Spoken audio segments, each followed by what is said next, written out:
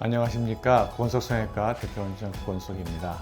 네, 오늘은 인터넷 커뮤니티에서 거론이 되고 있는 여러 가지 질문들, 저희 병원에 상담하러 오시는 분들이 자주 물어보는 질문들을 정리를 해서 거기에 대한 답변하는 그런 내용으로 진행하도록 하겠습니다.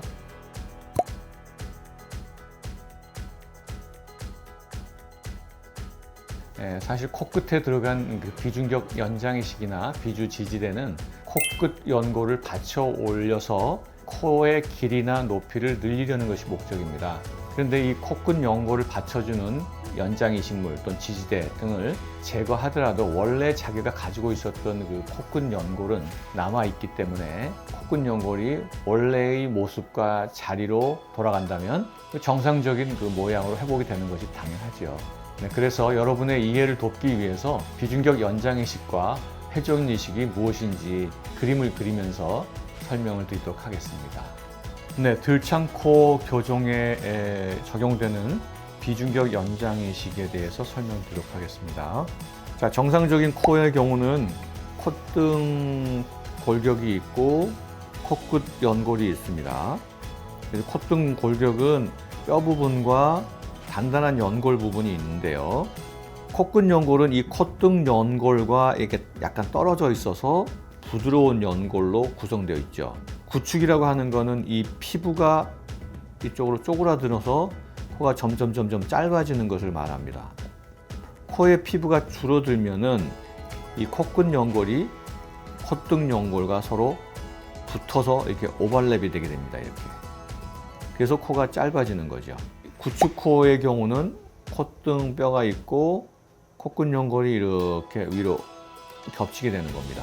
그래서 비중격 연장이식이라고 하는 거는 비중격 부분의 연골 부분에다가 늑연골 같은 거를 대거나 아니면은 비중격 연골의 일부를 사용해서 연장이식을 하게 되는데, 아까 말씀드린 대로 비중격 연골은 재수술할 때 거의 사용할 만한 양이 안 나오기 때문에 늑연골을 사용할 수밖에 없죠. 그래서 늑연골을 사용해서 코의 길이를 늘리게 되는데, 어떻게 늘리느냐 하면 정면의 모습이 이렇게 있다면 가운데 이렇게 축이 이렇게 있고요. 이게 콧등 부분이고 코끝 연골 부분입니다. 코끝 연골 부분이 원래가 정상이 이렇게 되어 있는데 구축된 코는 이렇게 위로 올라가 있겠죠. 그래서 이게 코뼈 부분에서 늑연골을 옆에서 보면 비중격 끝보다 더 길게끔 늑연골을 길게 뽑아줍니다. 비중격이 여기까지 와 있었는데 연장이식을 더 길게 이렇게 대주죠. 그렇게 해서 대준 다음에 그 비중격 연장이식한 이 늑연골 사이에다가 L자 모양으로 또 다시 대줍니다. 그래서 양쪽으로 이렇게 대주게 되죠. 그러면은 비중격이 여기까지 있었던 게 이렇게 길게 되죠. 그래서 길게 비중격을 늘린 다음에 이 코끝 연골을 당겨서 자유롭게 움직이게 한 다음에 코끝 연골을 이 끝에다가 이렇게 고정을 하게 됩니다. 그래서 이쪽으로 쏠려 있던 연골이 이쪽으로 길게 늘어나게 되죠. 그래서 코끝 연골이 원래는 이제 구축으로 인해서 이렇게 쓰러졌었는데 이거를 밖으로 끄집어내서 이렇게 고정을 하게 됩니다. 그래서 이 코가 코끝점이 여기 있던 게 이쪽으로 이만큼의 길이가 늘어나게 되죠. 그래서 코끝이 이렇게 늘어나게 되는 겁니다. 그래서 늑연골을 이용한 비중격 연장이식은 대개 이렇게 L자 모양으로 늘리게 되죠. 그런데 조금 경미한 정도의 구축코는 늑연골 같이 단단한 연골보다는 양은 좀 부족하지만 기연골을 이용해서 코를 늘리는 경우가 있습니다. 이것이 회전이식이라고 하는데요. 예를 들면 옆모습을 이렇게 그려봅니다.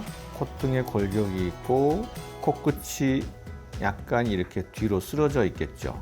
그래서 이렇게 되면은 이 콧등과 코끝 사이를 분리시킵니다. 그래서 얘를 이쪽으로 밀어주죠.